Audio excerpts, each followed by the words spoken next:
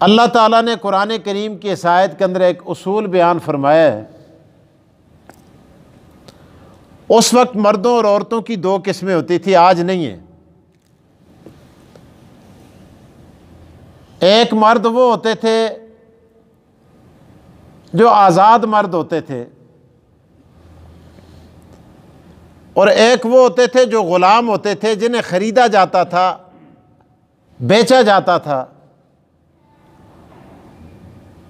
اس وقت یہ غلامی کا سلسلہ تھا، انہیں غلام کہا جاتا تھا۔ عورتوں میں بھی بعض آزاد عورتیں ہوتی تھیں اور بعض باندیاں ہوتی تھیں، جن کو لونڈیاں یا باندیاں کہا جاتا تھا۔ ان کے احکامات بھی دونوں کے جدا جدا ہیں۔ آج بھی ہماری جتنی کتابیں احادیث کی یا فقہ کی، وہ ان کے احکامات سے بھری پڑی ہیں۔ ان کے ایک مسائل کا سلسلہ بھی چلتا ہے۔ باندی عورت جو ہے وہ پردے سے مستثنیٰ ہوتی ہے، اور اس کا پردہ، اور آزاد عورت کا پردہ۔ آزاد عورت سے مراد وہ آزاد نہیں ہے جو بازاروں میں پھرتی ہے، آزاد عورت سے مراد یہ ہے کہ وہ عورت جو باندھی نہیں ہے، جسے بیچا نہیں جاتا، خریدا نہیں جاتا۔ اور آزاد مرد سے مراد بھی وہی مرد ہے جو بیچا نہیں جاتا، خریدا نہیں جاتا۔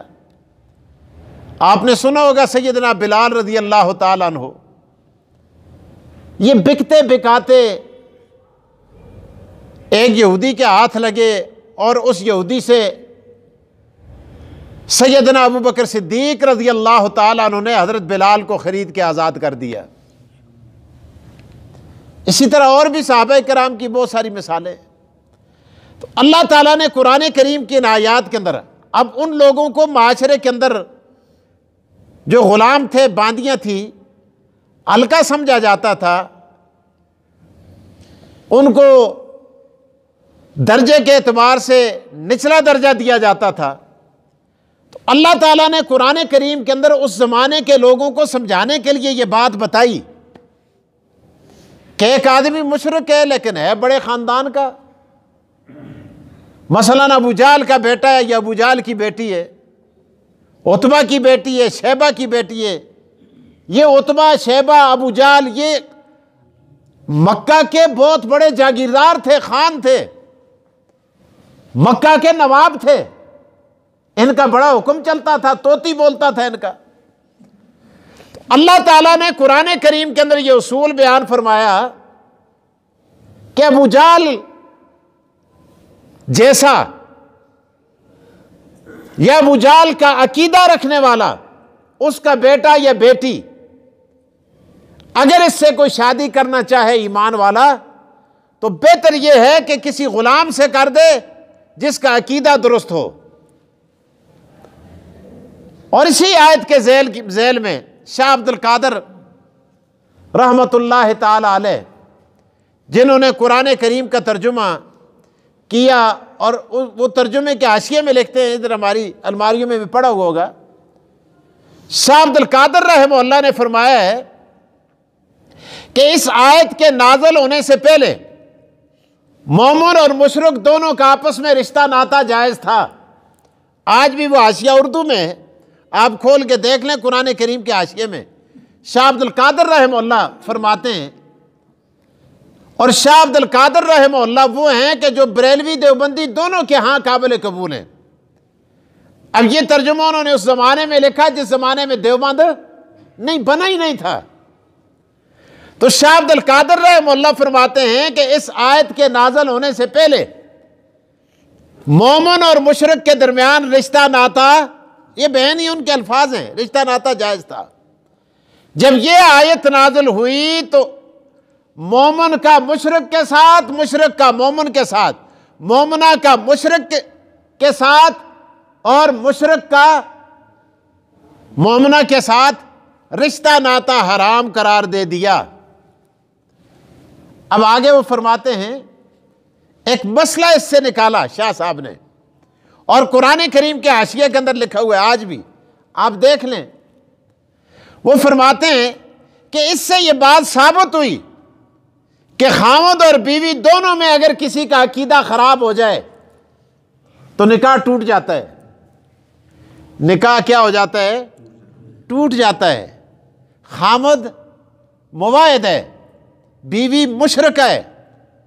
خامد مواعد ہے، بیوی مشرک ہے، یا بیوی مواعد ہے، خامد مشرک ہے، تو دونوں میں سے ایک بھی اگر مشرک ہوگا تو نکاح کیا ہو جائے گا؟ باطل ہو جائے گا، ٹوٹ جائے گا۔ شاہ صاحب نے یہ مسئلہ نکالا ہے۔ آگے اسی آیت کے ذیل میں اسی قرآن کریم کے حاشیے میں شاہ صاحب تحریر فرماتے ہیں، لکھتے ہیں کہ شرک کیا ہے؟ خامد اور بیوی کے درمیان عقیدے کا اختلاف کیا ہے؟ شرک کسے کہا جاتا ہے؟ شاہ صاحب فرماتے ہیں کہ شرک یہ بڑے جامع انداز کے اندر انہوں نے تشریح فرمائی کہ اللہ تبارک و تعالی کی صفات کو مخلوق کے اندر ماننا۔ آگے فرماتے ہیں شاہ صاحب، مثال کے طور پر اللہ تعالی عالم الغیب ہے، چھپی ہوئی چیزوں کو جاننے والا کون ہے؟ پردوں کے پیچھے کے حالات کو جاننے والا کون ہے؟ دل کے بھیدوں کو جاننے والا کون ہے؟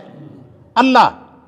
جو کچھ ہو چکا، ہو رہا ہے، ہوگا، اس کا علم کس کے پاس ہے؟ اللہ کے پاس۔ اب اللہ کی یہ صفت غیب والی اٹھا کر مخلوق کے اندر تصور کرنا کہ جس طرح خدا جانتا ہے اسی طرح مخلوق میں خدا کا کوئی ولی بھی جانتا ہے، تو یہ کیا ہو گیا؟ شاہ صاحب فرماتے ہیں شرک ہو گیا۔ اب اس عقیدے کا میاں بیوی دونوں میں سے اگر ایک بھی قائل ہوگا تو نکاح ٹوٹ جائے گا، وہاں لکھا نکاح باطل ہو جائے گا۔ ایک بات۔ دوسری بات جو بات سمجھنے کی ہے، مثال کے طور پر اللہ کی صفت ہے کہ خدا ہر جگہ موجود ہے، خدا حاضر بھی ہے، ناظر بھی ہے۔ حاضر کا معنی موجود، ناظر کا معنی، ناظر کا معنی دیکھنے والا، ناظر کا معنی کیا ہے؟ موجود بھی ہے اور خدا دیکھ بھی رہا ہے۔ اس وقت ہم جو کچھ کر رہے ہیں خدا دیکھتا ہے کہ نہیں دیکھتا؟ اللہ تعالیٰ ارشاد فرماتے ہیں جب تم ایک ہوتے ہو تو دوسرا میں ہوتا ہوں، تم دو ہوتے ہو تو تیسرا میں ہوتا ہوں، تم تین ہوتے ہو تو چوتھا میں ہوتا ہوں۔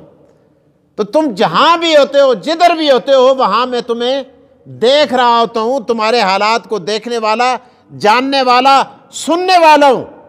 اب اللہ کی یہ صفت اٹھا کر یہ کہنا کہ جس طرح خدا حاضر ناظر ہے اس طرح فلاں ولی بھی حاضر ناظر ہے، جس طرح خدا حاضر ناظر ہے اس طرح نبی بھی حاضر ناظر ہے، تو بھائی یہ صفت اٹھا کر خامد اور بیوی دونوں میں سے اگر کوئی ایک اگر مخلوق کے اندر تصور کرے گا تو ناتا نکاح ٹوٹ جائے گا، کیونکہ اللہ تعالیٰ نے ارشاد فرما دیا کہ مومن کا نکاح مشرکہ کے ساتھ جائز، مشرکہ کا نکاح مومن کے ساتھ جائز نہیں ہے۔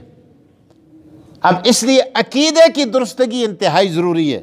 تو قرآن کریم کی ان آیات کے اندر بھی اللہ تعالیٰ نے صاف ارشاد فرمایا۔ اب دیکھیے قرآن کریم کی آیات کا ترجمہ۔ اللہ ارشاد فرماتے ہیں وَلَا تَنْكِحُوا الْمُشْرِكَاتِ حَتَّى يُؤْمِنْ، مت نکاح کرو مشرکہ عورتوں سے حتیٰ یؤمنن، یہاں تک کہ وہ ایمان لے آئیں، مومنہ بن جائیں، معاہدہ بن جائیں۔